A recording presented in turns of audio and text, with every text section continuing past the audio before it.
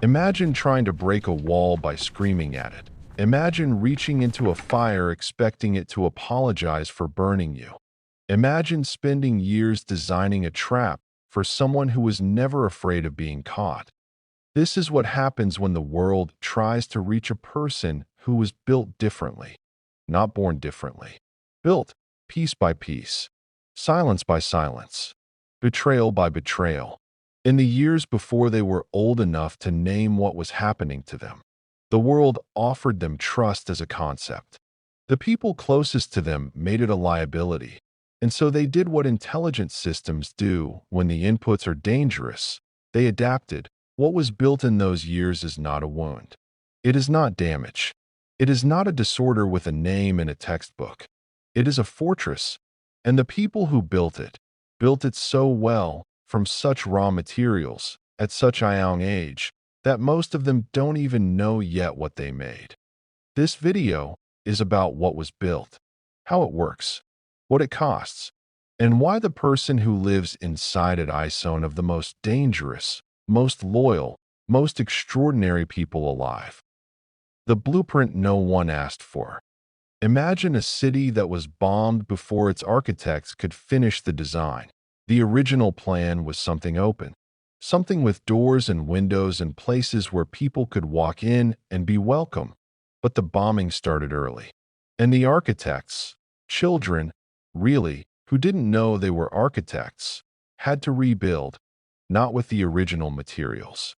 With whatever survived, thicker walls, narrower corridors, fewer entrances, deeper foundations, not because the builders were cold, because they were smart. This is what the nervous system does when trust is repeatedly proven dangerous in early life. Psychologist John Bowlby spent decades mapping this process. He called it the avoidant attachment style. But that clinical name hides something extraordinary. What Bowlby actually found was that children who develop this pattern aren't broken. They are adapted, precisely, intelligently, ruthlessly adapted to an environment where trusting the wrong person had real consequences. The person who learned that vulnerability gets used, that closeness gets weaponized, that the people supposed to be the source of safety were also the source of the threat. They didn't build walls because they're incapable of openness. They built walls because they were the only architect in the room. And they built brilliantly. The cost no one names. Here is what most people refuse to say out loud. The fortress costs something. Imagine a soldier who fought a war that ended 20 years ago. The ceasefire was declared. The enemy went home. The territory is safe now. But the soldier is still running in full combat gear, still scanning every room for threats, still waking at 3 a.m. because the silence sounds like an ambush. Their body never got the memo that the war ended. This is cortisol imprinting, the stress hormones that the nervous system secreted in response to early threat don't simply switch off when the threat passes. They become the default, the baseline. The permanent hum beneath every relationship, every new connection, every moment someone gets close enough to matter.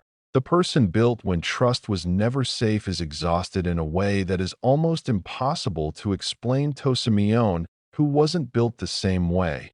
They are tired of scanning, tired of reading every interaction for the threat that may or may not be there. Tired of the specific loneliness of being surrounded by people who want to be close and not being able to let them close enough to matter. Not because they don't want connection, because wanting connection and being able to afford the risk of it are not the same thing. And their nervous system has been calculating that risk since before they had a word for it. What they actually built. But here's what the world gets wrong about this person. Imagine a blade that was forged in fire. Not a ceremonial blade, not something decorative for a shelf. A working blade, forged under heat and pressure that most metals couldn't survive. The fire didn't ruin it. The fire was the process.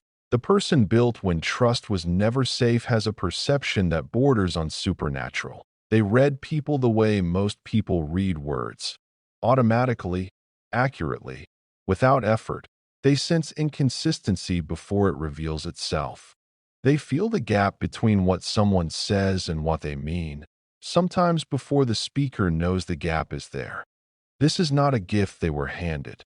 This is a skill they were forced to develop at an age when they should have been learning to ride a bicycle. And the loyalty they give, when they give it, is one of the rarest things that exists between human beings, because they know what trust costs. They know it in their bones, in their nervous system, in the cortisol pattern that fires when someone gets too close, when they choose you anyway, when they run the risk calculation and decide you are worth exposure. That is not casual. That is not something they hand to everyone. That is a decision they have made with every part of themselves that knows how badly this can end. The world misreads the architecture. The world looks at this person and sees the walls. It doesn't see the skill. It doesn't see the exhaustion. It doesn't see the extraordinary discipline it takes to function as a whole person when your default setting is threat detection. It sees someone who is hard to reach, and it calls that coldness. It sees someone who takes time to trust, and it calls that damage. It sees someone who doesn't easily need people, and it calls that a disorder. And here is where the cruelty lives, because the very people who are most likely to label this person, who are most likely to suggest that something is wrong with the way they are built, are the same profile of person who made the walls necessary in the first place. They see independence and call it a problem because their power depends on dependence. They see perceptiveness and call it paranoia because their manipulation relies on not being seen. They see self-sufficiency and call it coldness because their access requires need. The lone wolf doesn't build walls to hurt people. They built walls because they figured out, before they had language for it, exactly which people the walls needed to keep out. And they were right. The unconquerable architecture. So go ahead. Try to break it. Scream at the wall. Reach into the fire.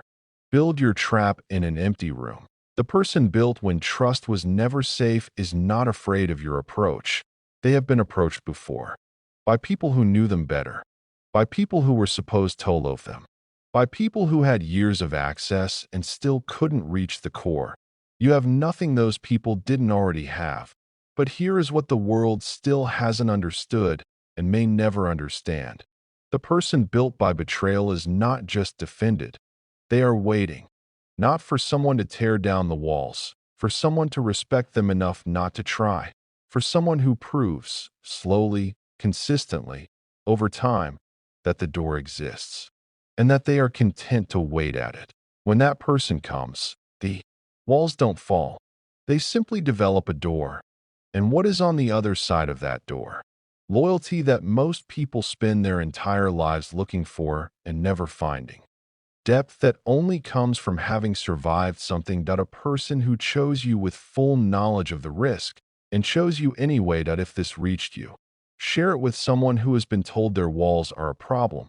Tell me in the comments, what made you stop trusting? And what would it take to start again? I read every single one.